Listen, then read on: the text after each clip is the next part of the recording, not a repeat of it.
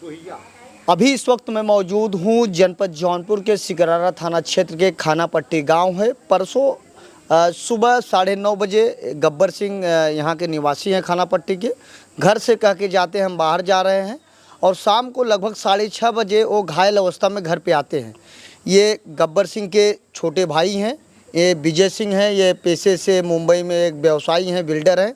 अब इनसे बातचीत करूंगा क्योंकि ये 3 दिन से थाने पे दौड़ रहे हैं और इनके भाई का पोस्टमार्टम भी हो चुका है। अब थाने पे गए थे, थाने से क्या बातचीत हुई और ये क्या चाहते हैं। क्या नाम है आपका? विजय सिंह। विजय सिंह जी, ये बताइए क्या मामला हुआ था जो आप थाने पे गए थे? अभी भी थाने से आ रहे हैं? जी, अभी तुरंत थाने से ही आ रहा हूँ। आज भी थाने पे गया था FIR कराने। तो जो दरोगा जी थे उन्होंने बोला कि 302 का ये मुकदमा है, कोई ऐसा मुकदमा तो है नहीं, आप थोड़ा सा और अपने विवेक से सोचिए कि कहीं कोई फंस ना जाए। ये ना, मैं बोला कि तीनों लोग घर पे आके मेरे छोड़ के गए मेरे भाई को, और मरना अवस्था में छोड़ के गए। लगभग वो समझ लीजिए 95% मर चुके थे। उनके मुंह से और नाक से सब ब्लड आ रहा था कंटिन्यू, वो बोल नहीं पा रहे थे। कुछ घर वालों को बताने की कोशिश वो कर रहे थे, उनके साथ जो भी हुआ था कुछ बताने की कोशिश वो कर रहे थे, लेकिन वो बोल नहीं पा रहे थे। यहाँ से वो लोग लाए, यहाँ पे घर से बाहर, गाड़ी के बाहर निकाल के छोड़ के चले गए। उनकी गाड़ी भी थी भैया की जिससे चलते थे, वो गाड़ी पूरी क्षतिग्रस्त थी। उसको एक दूसरा आदमी चला के लेके आया गाड़ी को। फिर यहाँ से राघवेंद्र सिंह और उनकी मिसेज मेरे भैया की, क्योंकि मैं तो मुंबई में रहता हूँ, मैं उस समय भी मुंबई में ही था। यहाँ से लगभग 6:30 बजे के बाद ये लोग जौनपुर लेके गए। कोई JS उपाध्याय जी कोई डॉक्टर हैं, उनके यहाँ लेके गए। तो वो फिर, हाँ, JS उपाध्याय, फिर वो बोले कि मतलब इनको लेके आप बनारस जाइए। फिर भी अपने संतुष्टि के लिए वो किसके यहाँ गए, पंकज सिंह ने बोला कि तत्काल इनको लेके आप बनारस जाइए, क्योंकि अब बचने का इनका कोई चांस नहीं है। फिर भी इन्होंने मुझे फ़ोन किया, राघवेंद्र ने। मैं बोला भाई तुम एक काम करो, एम्बुलेंस से उनको बनारस लेके जाओ, क्योंकि अगर ट्रैफिक वगैरह रहेगा थोड़ा जल्दी हो जाएगा। इन्होंने फिर मुझे आधे घंटे बाद फ़ोन किया कि मतलब वहाँ पहुँचने के पहले डॉक्टर ने बताया कि वो डेथ कर चुके हैं। और वहाँ के डॉक्टर से जब पूछा गया तो उन्होंने बोला कि इनके साथ कुछ बड़ा चीज़ हुआ है, क्योंकि जिस ढंग से नाक और मुंह से ब्लड आ रहा है ये अभी हम कर नहीं सकते। अगर आपको पोस्टमार्टम यहाँ करवाना है तो आप यहाँ कंप्लेन करिए, यहाँ करवाइए। तो इनको ये लगा कि मैं यहाँ था नहीं और मैं उनका छोटा भाई हूँ, इसलिए इन्होंने मुझे फ़ोन किया। बोला नहीं, बॉडी को आप घर पे लेके चलिए, क्योंकि माँ मेरी वृद्ध अवस्था में लगभग 76-77 साल की है। तो मैं बोला कहीं ऐसा ना हो कि माँ को कोई दिक्कत हो जाए, क्योंकि वो मेरे जो चाचा हैं देवदत्त सिंह जी, वो माँ को लेके दूसरी गाड़ी एक रिजर्व करके लेके जा रहे थे। तो वहाँ से राघवेंद्र ने फ़ोन किया कि आप वापस जाइए, मैं भैया को लेके आ रहे हैं। तो माँ वहीं से घबराना शुरू की, बल्कि बोला, और माँ मेरी BP की पेशेंट भी है। तो कहीं ना कहीं मैं घबरा गया। बोला पहले बॉडी को आप लोग लेके जाइए घर पे। फिर मैं रात में ट्राई लेने लगा, कोई फ़्लाइट मुंबई से नहीं है रात की जी, क्योंकि तब तक टाइम हो चुका था। तो फिर वहाँ से हम आके एयरपोर्ट पूरी रात, मतलब आप समझ लीजिए 7 घंटा हमने कैसे निकाला है उसको सिर्फ मैं महसूस कर सकता हूँ। एयरपोर्ट पे बैठा, सुबह 7:50 की इंडिगो की फ़्लाइट थी। बनारस आके उतरे हम, वहाँ से गाड़ी करके 11:15 बजे लगभग हम यहाँ आए। और जब अपने भाई का दशा हमने देखा, पूरा खून, पीछे पूरा बॉडी एकदम नीला पीला, पूरा निशान वो मेरे पास भी है, चेहरा पूरा ये जो है एकदम नीला हो चुका था। फिर हमें कुछ ऐसा लगा कहीं ऐसा ना हो, वो ड्रिंक वगैरह करते थे, मुझे लगा यहाँ से गए भी थे कि कुछ खाने पीने जा रहा हूँ मैं, तो ये लगा कहीं कुछ ना कुछ कोई खिला पिला तो नहीं दिया। तो हम यहाँ से तुरंत गए पुलिस स्टेशन सिकरारा थाने पे जी। वहाँ हमने एक प्राथमिकी दर्ज कराई उनसे कि मेरे भाई के साथ ऐसा ऐसा हुआ है। तो आप देख के, उस समय भी हमने बोला कि आप एक FIR मेरा लिखिए, जबकि इतनी बड़ी घटना थी, रात का घटना था, सुबह के 12 बज गया था और यहाँ एक हवलदार भी नहीं आए थे। ऐसा हो सकता है मुमकिन क्या, कितनी बड़ी घटना हो जाए और उसी बाज़ार में पूरा दिन बाज़ार में झगड़ा हुआ, पूरे बाज़ार को पता है कहाँ कहाँ लोग खड़ा हुए, कहाँ क्या किए, पूरे बाज़ार में चर्चा का विषय है। आप हमारे अलावा भी आप जाके बाज़ार में अगर इंक्वायरी करेंगे तो आपको पता चल जाएगा कि उस दिन बाज़ार में क्या क्या हुआ था। सबको खबर है, लेकिन कोई नहीं आया। फिर हम जाके वहाँ पे किए तो वहाँ एक मुझसे एप्लीकेशन लिखवाया गया कि ठीक है मेरे भाई का ऐसे ऐसे डेथ हुआ है, मैं पोस्टमार्टम करवाना चाह रहा हूँ। फिर यहाँ आए, पंचनामा किए, बांधे छांधे यहाँ से गया पोस्टमार्टम में। शाम को 3-4 बजे से हम लोग वहाँ जाने के बाद रात को पोस्टमार्टम होकर डेथ बॉडी मिली। बॉडी को लेके गए रामनगर घाट पे, अंतिम संस्कार किए। 3 बजे रात में कल हम लोग आए फिर वापस। हाँ, कल जब वहाँ मैं गया तो फिर मुझे कुछ ऐसा मतलब अंदर से दिल में मेरे आया। मैं फिर वहाँ से, वो क्या बोलते हैं उसको, पोस्टमार्टम होने में टाइम लगने वाला था, तो मैं फिर वहाँ से गाड़ी स्टार्ट किया और मेरे साथ जाने दीजिए, नाम लेना उचित नहीं है। एक जन और थे मेरे गांव के ही, मैं उनके साथ फिर आया पुलिस स्टेशन आया। मैं बोला कि आप मेरा FIR, तो फिर बोले यहाँ ये मिस्टेक है, यहाँ ये कट है, ये यहाँ कट हो गया, दूसरा लिखो। ऐसा मैं 3 बार किया। 3 एप्लीकेशन लिखे आप? जी।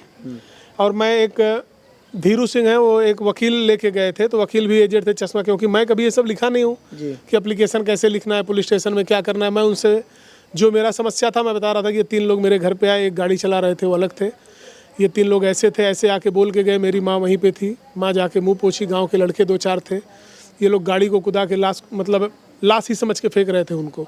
ये बताइए, जैसे शाम को जब यहाँ लेकर आए आपके भाई को, तो आपके भाई की गाड़ी कौन लेकर आया? एक अनीस यादव थे, वो चला रहे थे गाड़ी। आपकी वाली गाड़ी की, वो उनकी गाड़ी? ब्लैक कलर की जो गाड़ी थी उसको चला रहे थे। तो आपके भाई के साथ जब आए थे उस गाड़ी में कितने लोग थे?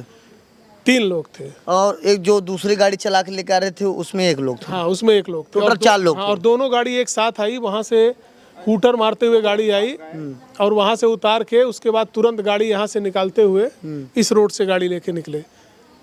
जो यहाँ पे प्रत्यक्षदर्शी लोग थे जो बताए। अच्छा, मैं तो मुंबई था। क्या नाम था जिसको आप नामजद बनाए हैं, जो दिए? देखिए, फिलहाल अभी तक तो नामजद हुआ नहीं, हम तो चक्कर काट रहे हैं जी।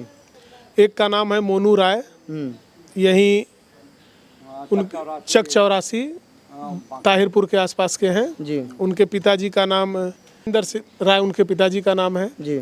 और दूसरे हैं विकास सिंह जी।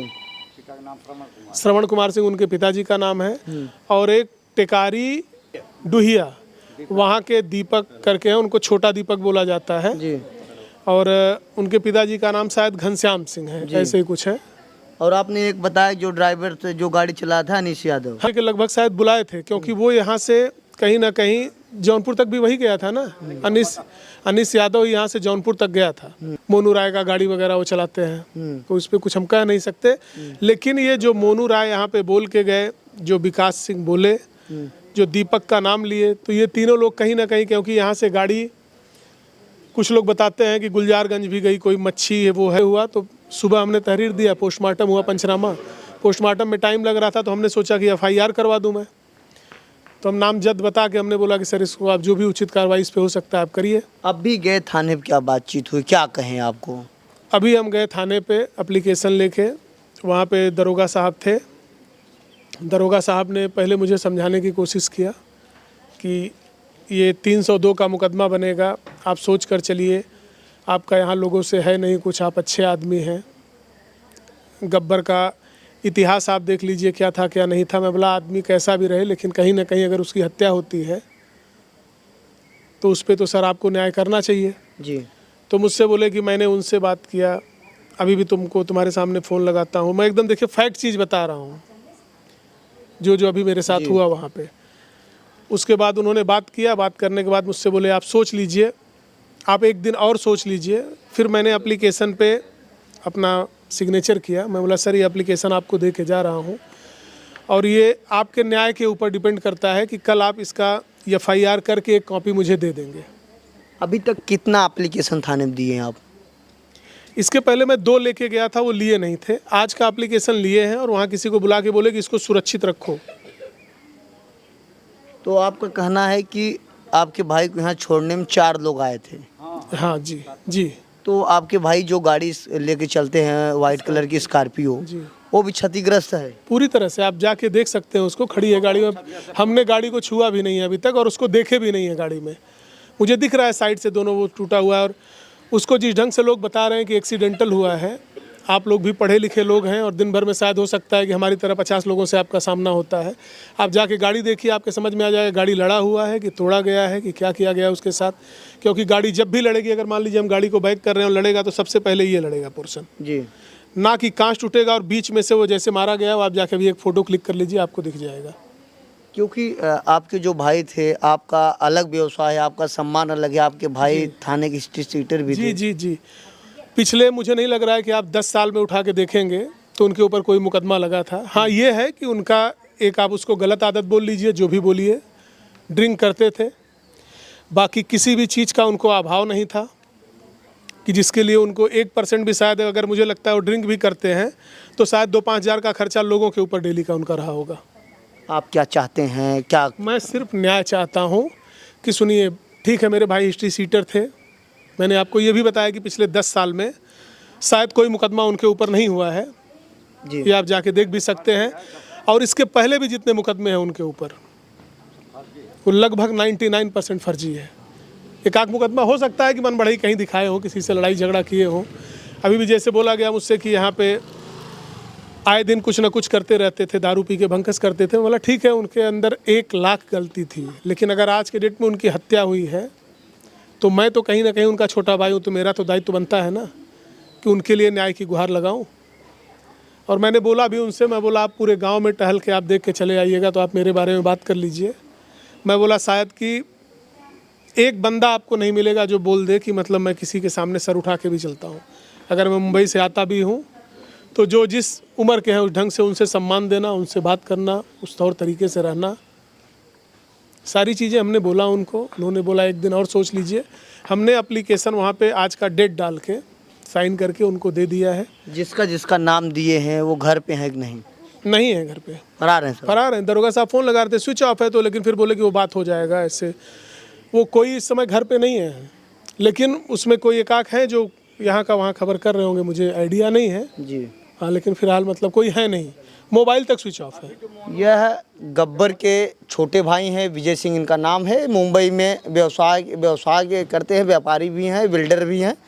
इनका गांव में बड़ा अच्छा चित्रण है, लेकिन जिस तरीके से बता रहे हैं कि थाने जाने के बाद 3 दिन हो गया दौड़ रहे हैं, अभी तक इनका FIR दर्ज नहीं हुआ। फिलहाल दरोगा भी जांच कर रहे होंगे, तो पोस्टमार्टम रिपोर्ट आने के बाद ही पता चलेगा कि हत्या हुई है या उनकी मौत। जय हिंद।